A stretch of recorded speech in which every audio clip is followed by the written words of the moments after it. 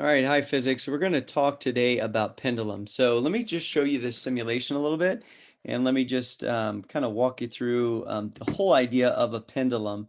And I really like this simulation. If you take this mass and kind of bring it back to a certain point, I'm at, it looks like 39 degrees this direction, and I let go. I've got this in slow motion. You're going to notice that the pendulum swings to the lowest point and then swings up on the other side and then swings back to the lowest point. It just goes back and forth. If I'm in normal, you can actually see it a little bit better, just the back and forth, back and forth. But if I go into slow motion, here's what I want you to do. I want you to look over here to the left and look at our energy diagrams. Okay. When it reaches its highest point up here to the right, if you look at the energy diagram, all of the energy is potential energy. It's its highest point as far as a pendulum goes, okay? If I look at the lowest point right here at the very bottom here, all of the energy has been converted to kinetic energy. And if I continue, I want you to watch this E total. E total is just kind of showing as it changes back and forth from kinetic to potential. But what do you notice about the total amount of energy for this pendulum? You should notice that the total amount of energy doesn't change. And so as we're doing pendulum problems, one thing to keep in mind is no matter where we are in this swing, maybe we are halfway down, we pause it about there, okay? You can see that this kinetic energy has been converted for some of the potential energy. So we're at a lower spot here. Some of that potential energy changed to kinetic energy. And as it continues to fall to the lowest spot, all of the potential energy gets converted to kinetic. And if I go back up the other side, look about right there. We're about halfway between the lowest point and the highest point, maybe a little bit past. So we've got a little bit more potential energy than kinetic, but you have some kinetic because it's still in motion. So the idea of a pendulum problem is conservation of energy and just the changing of kinetic to potential energy throughout the problem, okay? So as we work these problems, keep that in mind. I'm going to go back to our handouts. All right, here we go. We're going to do a sample problem together, and I think that'll give you enough to make sense of what we're doing. I'm going to zoom in on this a little bit more, give myself hopefully a little bit more space to work. All right, here we go. It says a 0.15 kilogram pendulum is pulled back at 30 degrees from rest. If the starting height is 45 centimeters above the bottom of the swing, how fast is the pendulum moving at the bottom of the motion? Okay, so here's the concept. I'm going to draw a pendulum. Hopefully you can maybe draw a straighter line than me on that one. This is the lowest point of the pendulum. And what I'm going to do is I'm going to draw roughly a 30-degree angle. And we're going to put the pendulum about right there. We're going to say that's 30 degrees. And here's basically the idea. I'm going to put a dashed line. This is the lowest point of the pendulum, and we're above that. So this pendulum, when you let go, is going to swing down to that position. If we continued it, it would swing up to the same position essentially on the other side, right? So I'm going to go with E initial here and E final there, okay? Basic concept is that energy is conserved anytime we're dealing with kinetic and potential energy, the pendulum, we can say that energy is conserved. So no matter what point along this swing we compare, we should have conservation of energy. Well, what type of energy do I have at its release point? It says it's released from rest.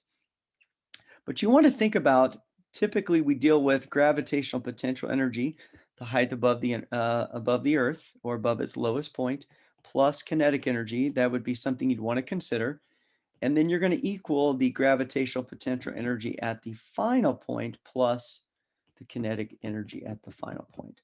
Well, go back to the fact that it's from rest means this kinetic energy at the start is equal to 0. So all we really have is gravitational potential energy to start with. At the lowest point, the bottom of the swing, we can say that the potential energy at the bottom is equal to 0. So all we really have is kinetic energy. So our potential energy from the start is equal to the kinetic energy at the bottom. So here's what the equations, if you forgot, they look like. Gravitational potential energy is equal to mgh, and kinetic energy of an object is equal to 1/2 times mv squared. So I'm going to take the mass times g times initial height, and I'm going to set that equal to 1/2 times the mass times the final velocity, or the velocity at its final point, squared.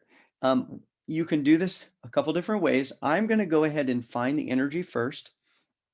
So I am going to plug everything in, although you might see that mass could potentially cancel on both sides and you can get to your final velocity quicker.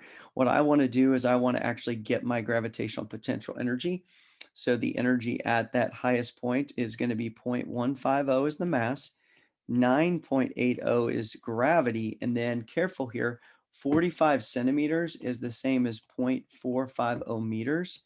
Make sure we're in meters when we do this problem.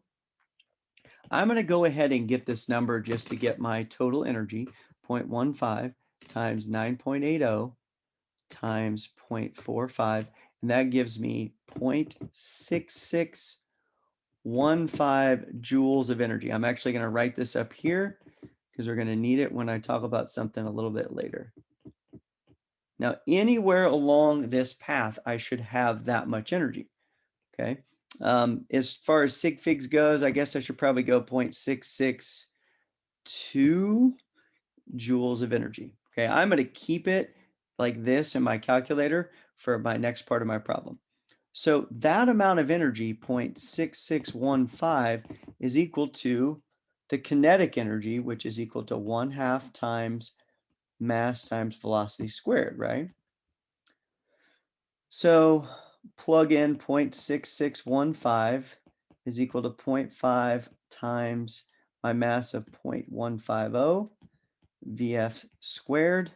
I'm going to take this, divide by 0.5 divided by 0.150. So if I take everything and divide it by 0.15 times 0.150 on both sides, then I'm going to end up with 8.82 is equal to my final velocity squared. Then I need to square root both sides. So I like to hit the caret button in 0.5 power, and that gives me my final velocity is 2.97 meters per second.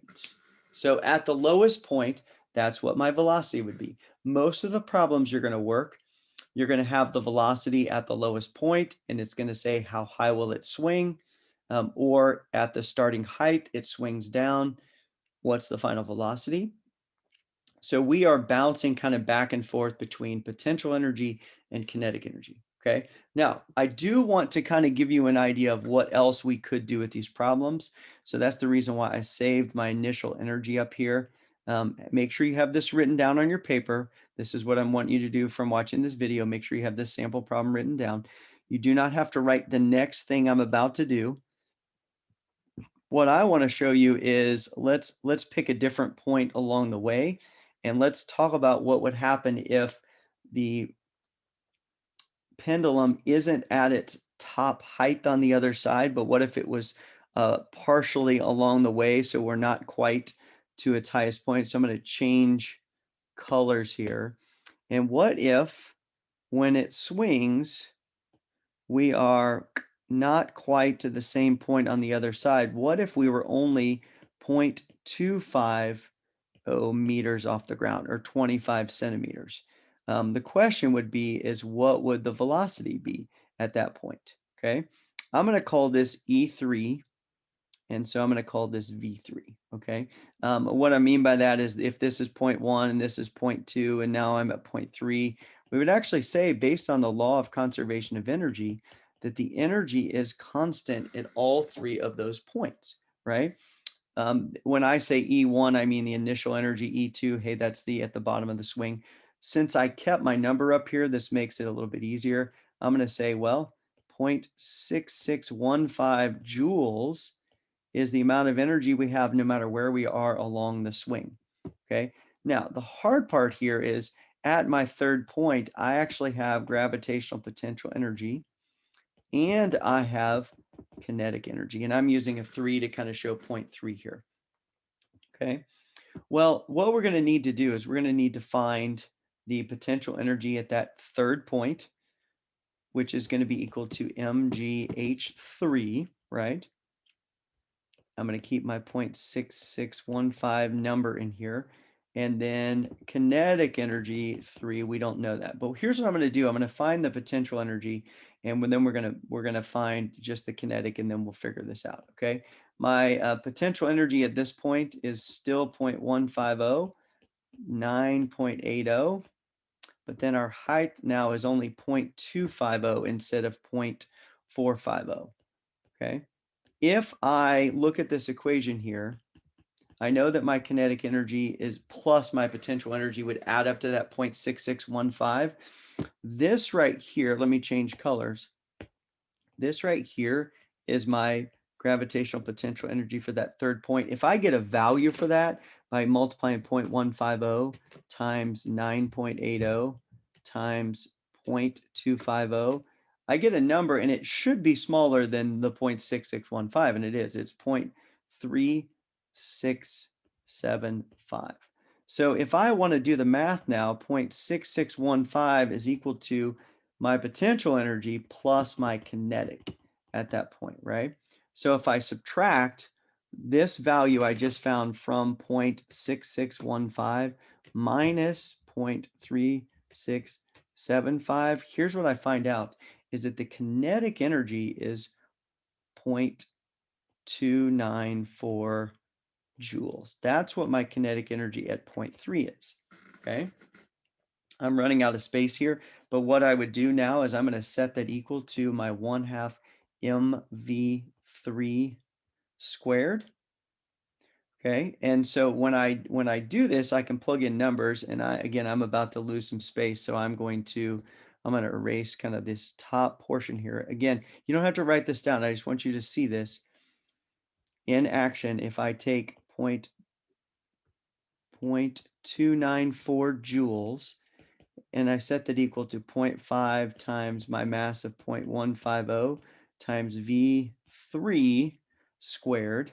And then I do a little bit of math here. I take my 0.294 divided by 0.5, and then I divide it by 0.150, and then I hit my square root button. I actually find my new velocity, or V3, would be 1.98 meters per second. So how I do that, again, is law of conservation of energy. My potential energy and my kinetic energy have to add up to be this total amount of energy that I know I started with. And so I would go through and solve to find my kinetic energy and then set it equal to my kinetic energy formula, and my unknown is my final velocity. So at the bottom of it, we said the velocity was 2.97. Well, at this point up along the way, we're not quite to that highest point yet. I have some velocity, not quite the same, and I have some potential energy, definitely not quite the same. But together, they would add up to the total amount of energy of the pendulum. Okay, so that's how you would do a problem if you are somewhere in between the highest point and the lowest point. Just remember, energy is conserved.